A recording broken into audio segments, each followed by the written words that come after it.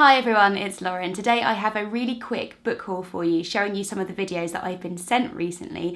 I don't actually have that many, but as we all know, buying books and then reading books does not necessarily happen in very quick succession. Before we get started, can we just appreciate how cute my t-shirt is? It's Robin Hood. My friend Jenny got it for me for my birthday. So cute.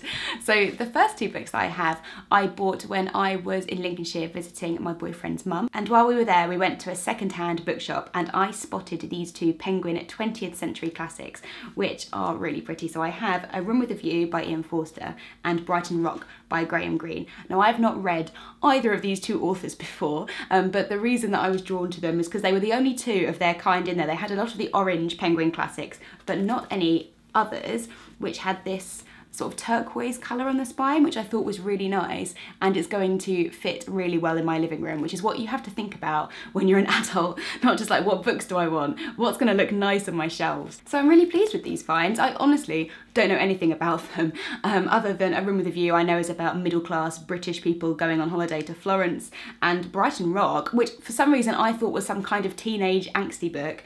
On reading the blurb, it is not about that, it's about gangsters, and it's about a girl trying to get revenge for this guy Pinky who killed her friend or something. So I was like, so interesting. The next book I've already read and I'm already a little bit in love with, and that is The Beginning of the World in the Middle of the Night by Jen Campbell. This is a book of short stories, this is a proof copy and it's out in November. All of the stories in here are very layered and they weave lots of different themes. There's lots of fairy tale overtones and lots of crazy, weird facts from around the world. I'm not going to say too much about it now because I am going to review it properly in my September reading wrap-up video, but let it be known that I loved it. Next we have a book of essays which were very kindly sent to me from Granta, and they are The Mother of All Questions by Rebecca Solnit. Rebecca Solnit is the writer of Men Explain Things to Me. She very famously coined the phrase mansplaining.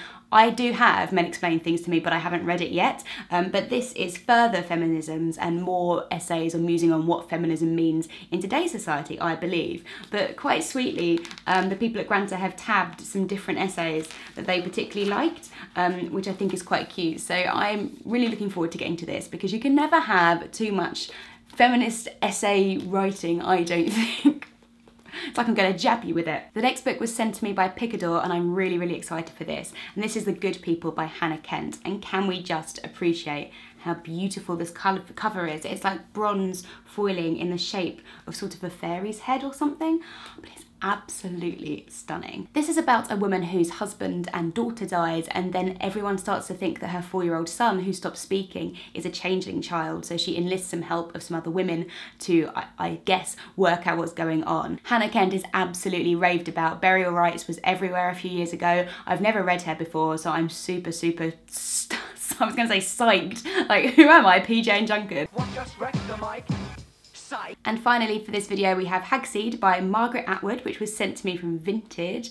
This is part of the Hogarth Shakespeare series where authors are adapting different Shakespeare plays into novels, and they can update them, modernise them, do whatever they want with them. And Hagseed is a version of The Tempest. I really like The Tempest. I didn't like it when I studied it at school, weirdly enough, but the more I've got to know it, the more I enjoy it. The premise for Hagseed is that there is the man who is the Prospero part, I suppose, has been deposed from his theatre group and is in prison, and they're putting on a production of The Tempest in the prison, and he sees a chance to incite revenge on those people who ousted him. So I'm really looking forward to reading this. It is perfect timing because the next video in my Shakespeare series is going to be on The Tempest. I don't think I'll get to read this before I film that video, but it will be really interesting after reading The Tempest again and looking at all of the different theories. It'd be really cool to then read another adaptation of it. So that's it for today. I would love to hear from you if you've read any of these books, which of these books you loved, which ones you think I should read first, and I will see you in my next video.